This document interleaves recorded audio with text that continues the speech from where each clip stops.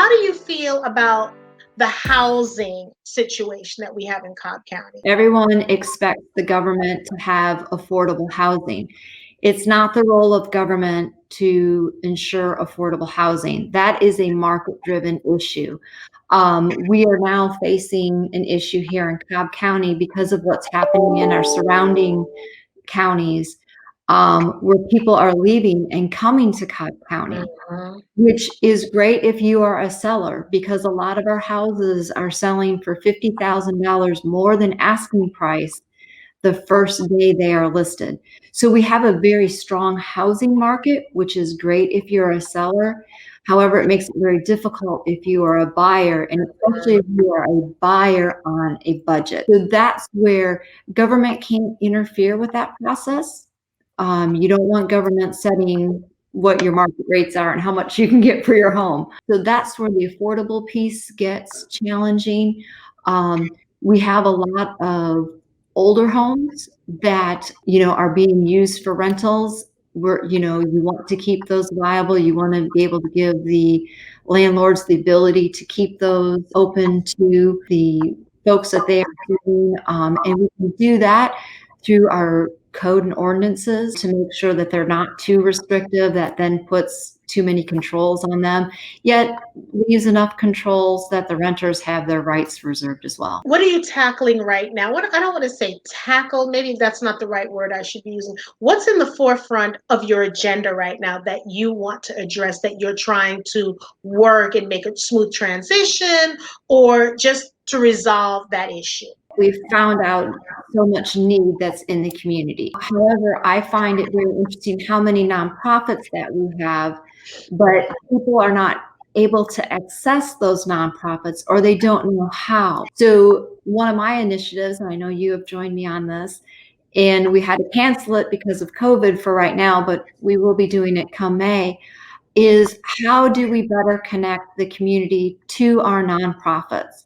Not only the community that needs the service the nonprofit offers, but then also letting those of us who want to give to the nonprofits know what's out there that we could help support and give back to or contribute to, or somehow, make a difference as such. So one of those things is, again, trying to get the nonprofits woven into our community.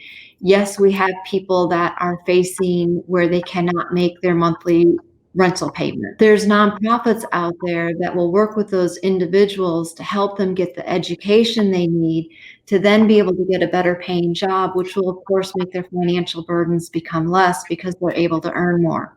But how do we get this all connected? How do we get them into those resources is kind of one of the things that I'm undertaking right now, to see if we can make improvements or changes, or just if it's educating. One of the things I appreciate what you guys are doing, this is solely Jacqueline Charles' opinion. This is not Keli Gambrill's. This is not Women Are Worthy show. This is my opinion.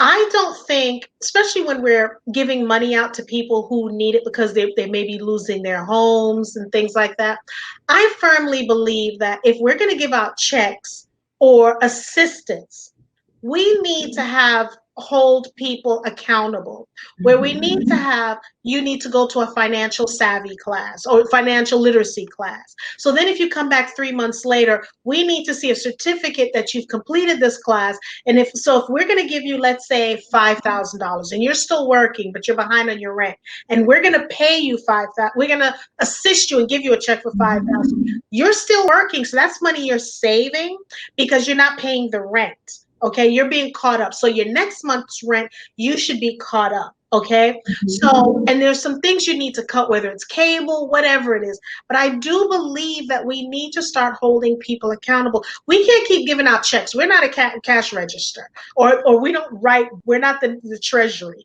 So again, that's just my personal opinion. It's not hers, but because I've been, watching some of the BOC meetings, and I just keep seeing the same people coming back. And we need to start, because I want my counties to survive. Yes, I'm in District 1, but I'm also involved in all the other districts. I want Cobb County to be successful. Is it the greatest place to live as far as I'm concerned? Yes. And for all you Brooklynites that are watching this, Don't judge me. I still love you guys. But is Cobb one of the best places to live in Georgia? I firmly believe that because my family has thrived, not only survived, we've thrived in Cobb County. And there's a lot of other things that go on that people are saying who we are and who we're not. But I'm one that can say it's a pleasure living in Cobb County. I love Mayor Ollie Good, Derek Easterling, Tracy Byers, who's on the council, who's a council member. I mean, let me tell you something. I struck oil when I met you, lady. Okay, it's so good because I want people to understand. I'm going to say this. I too was one of those 9 to 5ers who went to work, came home, wasn't looking at anything, didn't care about the mayor's council, and I'm going to be transparent. It wasn't my problem. But then when I became a business owner, it became my problem. And when I mean problem, I need to be engaged. So I should not say problem. I wasn't engaged when I was working my 9 to 5, but my daughter went to a good school and all that good stuff. But becoming a business owner, I decided to be more engaged in other businesses, my council, my mayors, and it's the best thing we can do. So I'm really asking, ladies and gentlemen, if there's any comments, concerns, questions, I'm going to put her information. Her information is up. You can contact Ryan, her assistant, and his number is 770-528-3313. His email address is ryan.williams@cobbcounty.org. That's her. I call him her special assistant. Okay? He is on it, doggone it. If you're not in Cobb County or if you're not in Georgia, get engaged with your community. We cannot keep complaining. We can't keep, okay, that's not my problem. We have to get engaged in order to make our community and our county successful. So, Keli, my question next to you, what's next for Keli Gambrill? I know you're serving out your term. What's next? Oh, what's next? Oh my gosh. Tomorrow is next, right? Tomorrow is next. Yeah. Every day we have the ability to make something or do something different. I am so inspired when I go out. Yesterday, driving home from the Ackworth Day of Service for MLK Day, I saw 2 moms out with their kids picking up trash along Dallas Highway. And it was great because they wanted to do something for their community. Again, it might seem like a simple act, but that has such huge impacts on how people view our community. Like your friends from Brooklyn, when they come and see us, right? They come and they say, wow. We throw trash on the ground. We don't clean up. But wow, look at how clean this is. Look at how nice this is. But it also invites people to get out in the community and walk and engage and say hello. So just the fact that we have the ability to go out tomorrow and say hello to somebody is incredible. And you don't know how that hello could change their day. So what is in the future for me? I don't know. That is up for God to decide. But I'm ready to get up and walk out and say, okay, what is there today?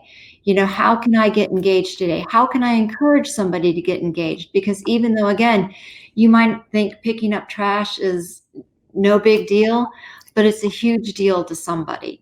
And a community is only as strong as their weakest link. So again, how can we help that weakest link get stronger? And we don't even want to refer to them as a weak link. But again, how can we make each and every one of us stronger? How can we bring out the best in each other? Let's go for a walk. If you need to walk and talk, let's go for a walk. We know that this pandemic has, kept a lot of us inside, which has led to, feelings of inadequacy or depression. Let's go for a walk. Let's see what's out there. Let's do something. Let's help each other. Let's, move forward together. And I know a special shout out to Sherry Green. If it's a Sherry Green, I think it is. There's a huge special story there between her and I.